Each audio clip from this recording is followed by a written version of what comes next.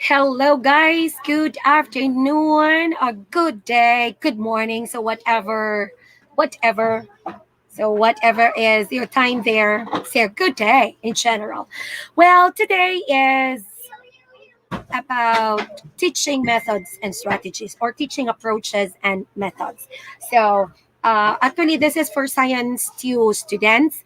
Before we go to teaching approaches and methods in teaching science, yes, or teaching science approaches and methods. Before that, we are going to discuss first the general things about teaching approaches and methods. Okay, so please don't forget to watch this video from start to finish because there are questions or there are announcements that I don't want you to be missed.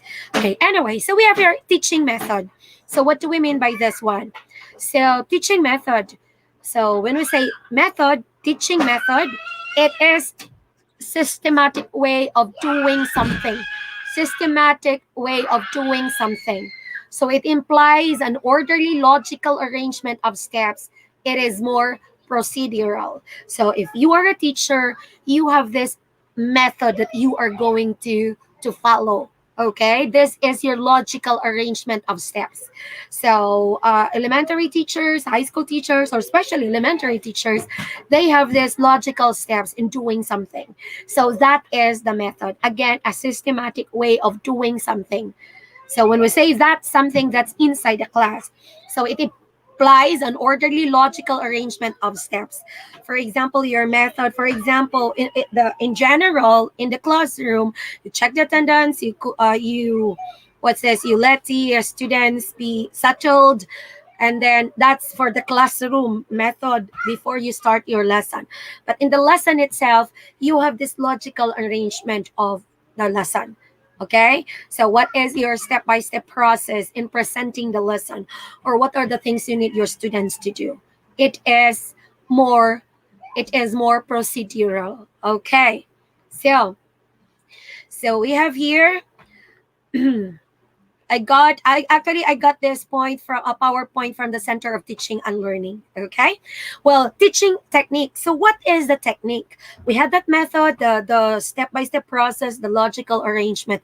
How about teaching technique? So when we say technique, it is a well defined procedure. So well defined procedure used to accomplish a specific activity or task. So as you can see there are 6 teaching techniques you should know. Okay, so you have their social networks, social media. You know this, Ma'am Effie virtual classroom. It's a social media, and then we have self learning. Of course, you're going to study for yourself. You're going to learn on your own. Okay, then we have designs thinking. Then we have here free online learning tools. Okay, then we have here gamification, and then we have here flip classroom and inverted class. So there are different techniques. So as you can see, guys, this is my technique. I get your, like, I'm making this video for to be posted, and to those who don't have this signal during the given time, so you can watch it at a later time. So that is my personal technique. My Of course, as long as I can give my lesson. Okay, so teaching technique, that is my teaching technique in this now new normal education. Okay, so examples of teaching techniques. All right, so examples of teaching techniques, teaching approaches: teacher centered, learner centered, then subject matter center, then you have learner centered, then you have teacher dominated or interactive on the other side, and then banking approach, constructivist, disciplinal, integrated, individualistic, collaborative, indirect, guided, direct. So these are the examples of teaching approaches. Okay. So now, what do we mean by teacher-centered approach? So here, that teacher-centered approach. So the teacher is perceived to be the only one reliable source of information in contrast to the learner-centered approach. So in the classroom, the source of information is the teacher alone. Okay? In the learner-centered approach, if we're going to compare it there, in which it is premised on the belief that the learner is also an important resource because he or she do know something and is therefore capable of sharing something. So this is now, of course, our technique, learner-centered approach. So the learner is not just taken from the teacher alone, but of course, there must be learning from the students or from the learner. So as a teacher, if of course, when we are following the learner-centered approach, we will give our learners a time to speak up because, yeah, that's it. That's true. The learner, he or she too knows something and is therefore capable of sharing something. Okay, of course, on their level. So on their level, so they will understand each other. Okay, if you think that that's too, that's too on your level, of course that's on their level, so we have to consider the learners in the learning, so we will get something from them also. Okay, so our other learners will learn something from them too. Then subject matter centered approach, what do we mean by this? And teacher dominated approach. So when we say subject matter centered approach, subject matter gains primacy over that of the learner. Primacy. Okay, the subject matter, so focus on the subject matter. And then teacher dominated approach, in this approach only the teacher's voice is heard, so she is the sole dispenser of information, so you will not hear anything, only the teacher. So teacher dominated approach. So for example, for 30 minutes the teacher has to talk from start to finish. Okay, so the teacher dominated approach, again, in this approach only the teacher's voice is heard, so he or she is the sole dispenser of information. So this one, what I'm doing right now, you will not hear any voice here. Okay, so you will not hear any voice, no other voice but my voice. Okay, so do you think this is a teacher dominated approach? Okay, you can answer in the comment section if you have gone this far. Okay. All right, so if it is teacher dominated approach, go comment there. So that's one of the things to see if you're really watching this lesson. All right, okay, so well, I am the sole dispenser of information, so nag-iisa, solo. All right, interactive approach. Interactive approach, that is one of the requirements that we really need in learning. Interactive approach. So in this approach, an interactive classroom will have more student talk and less teacher talk. So this is now the reverse way or approach of this one, the teacher approach, of the teacher dominated. So in the interactive, so this is the time when the students have to interact. Okay, they're going to talk more and then less teacher talk, so students are given the opportunity to interact with teacher and with other students. All right, so that's a good thing because the communication is open among the learners. Interactive approach. All right, then next we have constructivist approach. So what do we mean by constructivist approach? So the students are expected to construct knowledge and meaning out for what they are taught by connecting them to prior experience. Okay, all learners are considered to have, or all of us, okay, it is known that we have these experiences, okay, prior experiences. In the constructivist approach, take note of this, the students are expected to construct knowledge and meaning out of what they are taught by connecting them to prior experience. So we teach the students, and then you are going to ask them examples on how are they going to relate that to their prior experience. So, of course, they are going to share their knowledge from the topic, okay, that was given to them, and then connecting it to the experience that they had before, okay, prior experience. All right. Then, integrated approach. What do we mean by this?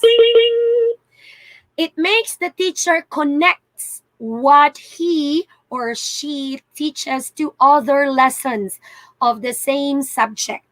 Again, guys, take note. It makes the teacher connects what he or she teaches to other lessons of the same subject. So intradisciplinary, okay, the connection, intradisciplinary, or connects his or her lessons with other subjects, thus making his her approach interdisciplinary and multidisciplinary. Our subjects, or more of our subjects, are of course interrelated or interdisciplinary, connected. For example, you are teaching science right now. There are times that you are going to connect it to English. There are times that you're going to connect it to math. Okay, connection. Then we have here direct teaching approach. So the direct teaching approach, the teacher directly tells or shows or demonstrates what is to be taught. Okay, so direct teaching approach, the teacher directly tells or shows or demonstrates what is to be taught. So there is a demonstration. For example, operating a microscope. So the teacher there is going to show the students on how are you going to operate the microscope. Okay, so demonstration, you have to show on how are you going to do it. So because your lesson is about, or you are going to teach them on how to operate a microscope, you are not just going to tell them, but of course you are going to show them. So you will have to demonstrate and you have to show them. All right. Then we have other teaching approaches cited in education literature are research-based approach. So when we say research-based approach, what do we mean by that? From the word itself, as the name implies, teaching and learning are anchored on research findings. There are so many research findings, and there are teachers who would like to tell you this thing, and then he or she is going to say about a research, okay?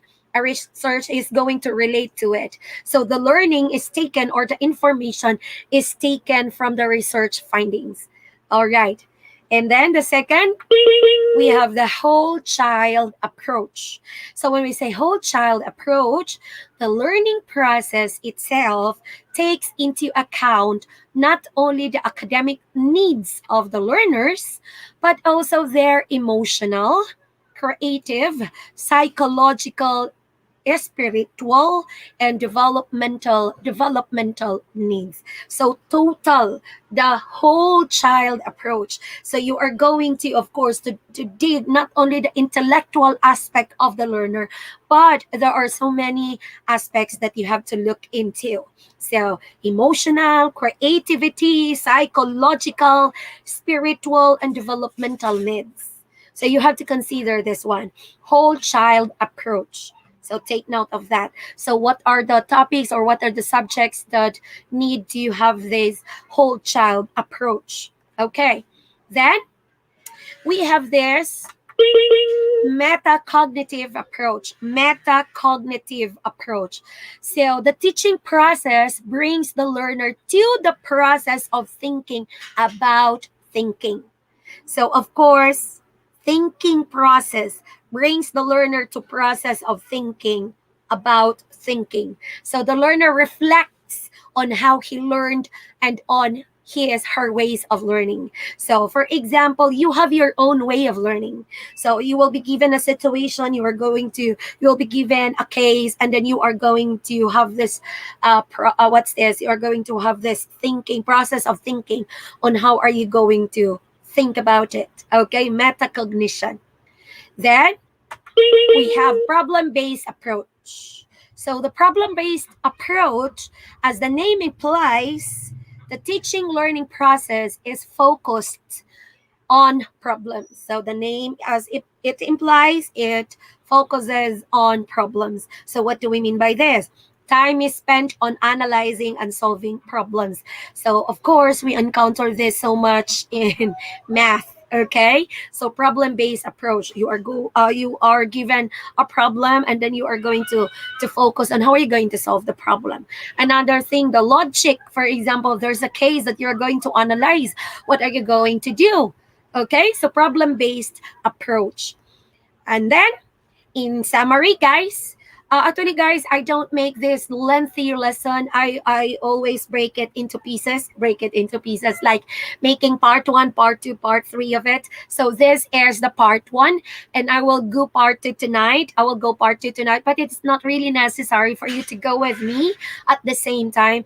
Anyway, you will just, what's this? You can go or watch at a later time. Okay, you really have to watch or finish this one because you need to answer my question. Okay, so you have to answer my question later, and you are going to write it in the comment section once I post it to our group. Okay, if you have group with me, so you can answer. And to those who are just plainly watching, you can also comment in the comment section in this YouTube channel. All right, so guys, so in summary, approaches vary in the degree of teacher and learner engagement, focus, number of learners involved in the teacher learning process, as shown in the diagram below. So we are going to consider this one. Again, approaches vary. So these approaches mag-vary siya on how many I mean, of teacher and learner engagement. For example, you have this two groups of grade 6, for example. And this first group, we can say that all the students here are the what's this, honored students. These are the fast students. And there's the second section, for example, B, of course, let's say they are not honor students, but they are the average students. Of course, your degree, I mean, your approach will be different. Okay, so you have to consider that thing. So again, in summary, approaches vary in the degree of teacher and learner engagement. So what's the degree of your engagement? The teacher and the learner's engagement. Focus, number of learners involved in the teaching learning process, as shown in the diagram below. Okay, but before that, first question ko, students. First question. So you have to write it seriously in the comment section. Okay, it means this is your class participation because this is our classroom. This is our virtual classroom. Okay, so you really have to participate. First question. Number one. I know that what's this? Some of you experience teaching or demo teaching, or yes, demo teaching. How do you do it? What was the method, or what was your approach? Let us not go to a very specific approach or method, but how did you do it? How did you do your demo teaching? How did you do your what's this? Your like initial teaching, like that, if you have experienced these things. Okay, so just a short paragraph on that thing. So teacher engagement, and you have there the learner, and then your focus is the subject matter, then the learner, and then the number individual, and then group. So when we say number, for example, the approach that you're going to use to 10 students will be different approach to 50 students or 40 students or 40 learners. Okay, so do not just mind that you will have do not think that you will use the same approach to different number of learners. Okay, next, two types of teaching approaches. So the two types of teaching approaches, we have the direct approach and we have the indirect or guided approach. So when we say direct approach, expository method. So we have directive, deductive, demonstrative. And then indirect guided approach, we have exploratory method. So we have inductive, exploratory, reflective, constructivism, problem solving, laboratory, inquiry, and metacognition. All right. So, well, anyway, I will leave this part one. I will continue these two types of teaching approach, okay, in the second part. So I will go again tonight. I will go live again tonight for our second approach. Okay, I mean, I'm sorry, the second lesson. So, two types of teaching approach. So, guys, that was my first question. That was my first question. How did you, what was the approach that you apply? How did you do it? So, just a little description on that. And then, what's the difference between technique and method? Teaching technique and teaching method on your own words, in your own words. Teaching method and teaching technique. Okay, guys? So, well, please in the comment section. And guys, you will see the PPT or the PowerPoint file of, yes, this presentation in the description. Okay? All right. So, thank you so much, guys. And you can also find this in the files in the Ma'am Effie virtual classroom. So, guys, thank you so much. And please, abangan niyo po yung part 2. So, you will have it. All right? So, thank you so much. Bye for now.